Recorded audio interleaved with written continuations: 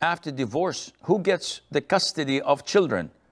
If mother gets it, must the daughters be returned to their father after they reach puberty because of wali issues for marriage?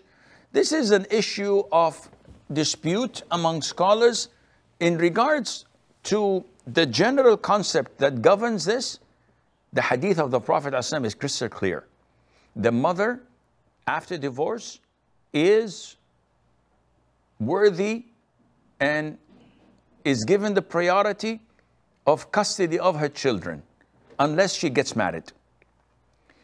Scholars say that if the boy reaches a certain age, whether 7, 9 or whatever, he's given the choice to choose between his mom and dad. But in the beginning, before that, he's with his mother. And his father is obliged to provide for him the shelter, the food, the medication, the education, the whole 9 yards. And when the girl is 9 years old or 7 years old, some scholars, like in the school of thought of Ahmed, says that she's given to her father because she is his honor and he cares and protects her more than anyone else.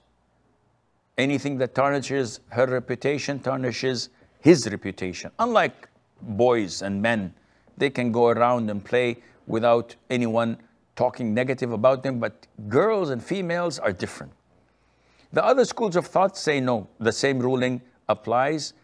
She should stay with her mother because her mother would be able to teach her about purification, menses, etc., until she is married or until different ages, depending on the schools of thought. But the most authentic opinion is that the custody is awarded to the one who takes care of the child. So yes, by default, a 2-year or 3-year-old must be given to his mom until she remarries. If she doesn't, she keeps him.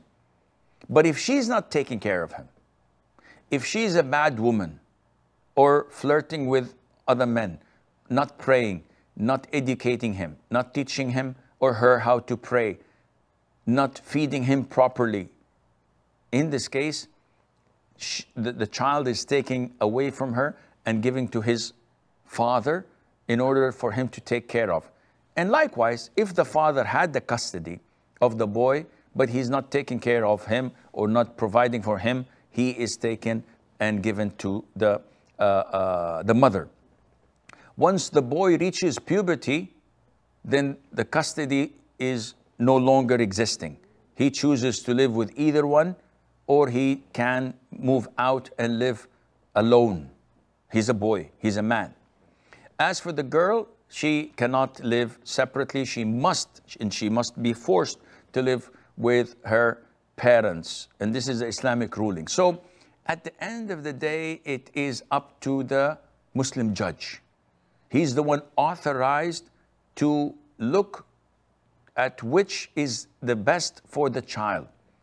So for example, if we have a couple who got a divorce and the mother wants to live in Europe or elsewhere, while the father is living in a Muslim country, the judge awards the custody to the man, to the husband, to the father, because the well-being of the child is to be in a Muslim country.